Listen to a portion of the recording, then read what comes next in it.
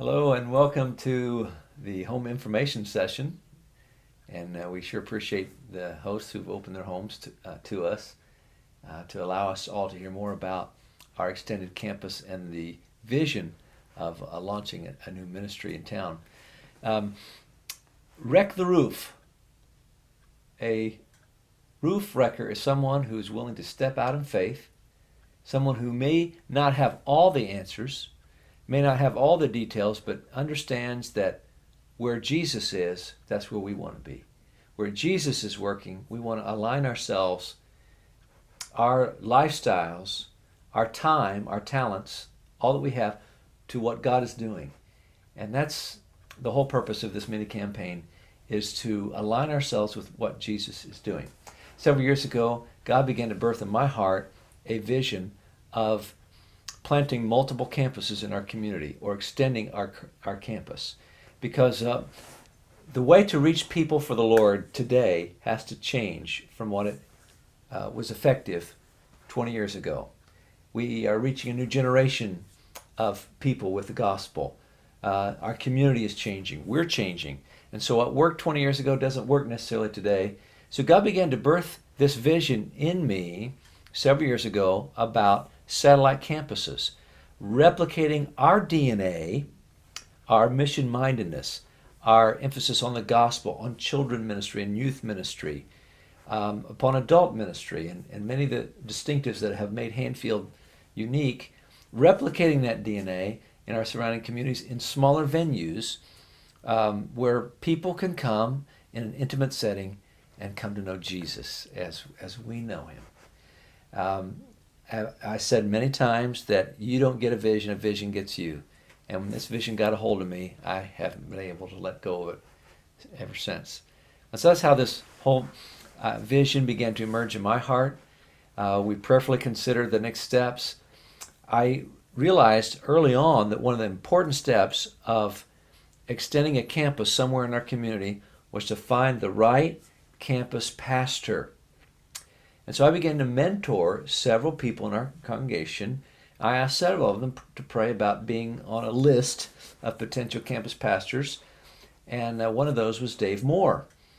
I recognized in Dave several gifts and graces that I felt were needed for a campus pastor. People person, good with certain details and administrative duties and so forth, a heart for Jesus, a love for God, a love for the church, a real Hanfieldite. And so we began to pray earlier in this year about Dave joining us. He's joined us now on our staff as of April. He's already working hard with the extended campus ministry. And so, of course, tonight you are getting to meet Dave, and hopefully you'll get to know him better. And Dave, why don't you tell us a little bit about your own spiritual faith journey and your personal steps in coming to this place where you become our campus pastor? Well, I definitely see my involvement at Hanfield a huge part of my spiritual journey. And when I first became a Christian, one way I would describe my faith is that I believe that God wanted to use me to do something big for him. And getting involved with the All Access class and developing those relationships and following leaders here at Hanfield who lifted me up, I realized that here at this church, this is the opportunity, and this is what God had planned for me, and this is a big ministry venture, and I'm excited about it, and I feel as though God was smiling the whole time, saying, Dave, I've got something big for you, and now it's finally here. And so it's a relief, it's a weight off my shoulders, and I have peace about just stepping in line here and partnering with Pastor Tim at Hanfield as campus pastor. Thanks, Dave. Gary Miller, our adult ministry director, talked to me last fall about the All Access class. Of course, he's overseeing, supervising all the ABF ministries, Adult Bible Fellowship ministries, and he said this all access class is amazing. They are already operating like a mini church. They take care of each other. They welcome visitors. They do projects, mission projects together. They have small groups developing within the class. I mean, he went on and on. He said they're really a class that is emerging as a leader in this whole vision of extending a campus somewhere. So we began to watch them, and we began to realize that God's hand was upon them, and I can take no credit for that. It's just the Holy Spirit, and it's the faithfulness of many of the leaders in that class, Matt Stout and Beth Stout and Dave Moore, and I just could mention so many more. Aaron Sprunger. There's just so many that just took the lead, and so we kept asking ourselves, okay, we believe that God's calling us to take an ABF and plant. I don't want to use the word plant. Extend a campus somewhere, and instead of asking God to bless our ideas, what is God already blessing? Let's join that. And it was very evident to us that God was blessing the All Access class.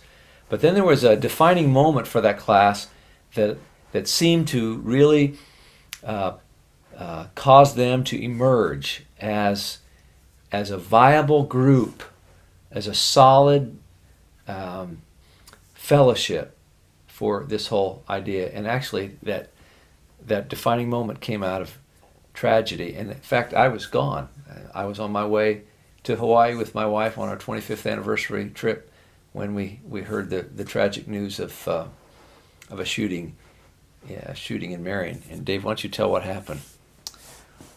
Well, Heather Lohmiller, she is, I don't want to say she is our backbone, but she's definitely a huge part of our backbone of our All Access class. And she is a waitress at the Ice House, and there was a shooting that took place, I think it was a Friday night, early in the morning at the Ice House, and some of the waitresses and people had witnessed this, and it was quite traumatic. And so Heather called everybody in the class and arranged that we could meet at the church and kind of have a grieving mourning type group prayer time for the Ice House employees. And we jumped on board with that and had snacks and pizza and coffee, and some of the workers brought their kids in, and we had toys and we played with them and just talked. And well, we let the people, the employees of the Ice House, they just kind of shared their perspectives and were able to cry. And at the end we prayed, and that really was a big step for us. And we came together as a group, and it was a learning experience, but it was a ministry opportunity, and it kind of opened up everybody's eyes in the community. And when we would go and eat at the Ice House became like a special place in our hearts. And when we went in there, we saw the workers and would say hi to them and see how their kids are doing.